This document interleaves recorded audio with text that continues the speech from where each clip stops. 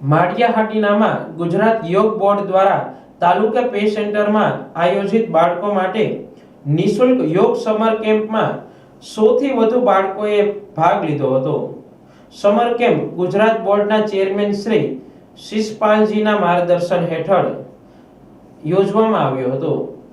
કેમ્પમાં ભાગ લેનારા તમામ બાળકો 2 પુસ્તકોમાં એક યોગાસનોની બુક અને એક ચિત્રપોથી આપવામાં આવી હતી। કેમ્પના અંતમાં બાળકોને સર્ટિફિકેટ આપવામાં આવ્યા હતા। યોગ કોચ અને યોગ ટ્રેનર્સ દ્વારા બાળકોને આસનો, પ્રાણાયામ, ધ્યાન, સૂક્ષ્મ વ્યાયામ, એક્સરસાઇઝ, સૂર્ય નમસ્કાર, ગીતાજીના શ્લોક અને પ્રાર્થના સાથે સંસ્કારોનું સિંચન કરવામાં આવે છે। યોગ થકી બાળકોને સ્વાસ્થ્ય મળે, તેજસ્વી બને અને મેદસ્વીતાથી મુક્ત બને તે માટે ગુજરાત સરકારે ખૂબ જ સુંદર આયોજન કર્યું છે। માળિયાહાટીના બાળકો ખૂબ જ ઉત્સાહભેર આ અભિયાનમાં જોડાઈ રહ્યા છે।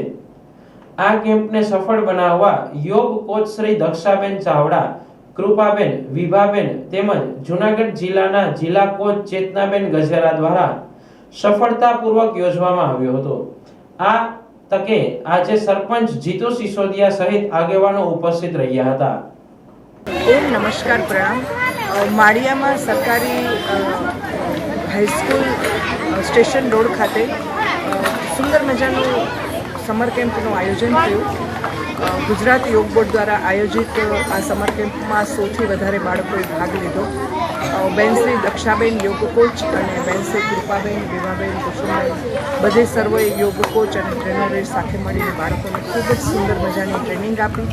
યોગ, પ્રાણાયામ, એક્સરસાઇઝ, સૂર્ય નમસ્કાર અને સાથે સાથે દિનચર્યા અને બીજી જુદી જુદી ટેવો, ગીતાજીના શ્લોકનું પઠન, પ્રાર્થના એ બધું સુંદર મજાનું શીખવાડ્યું।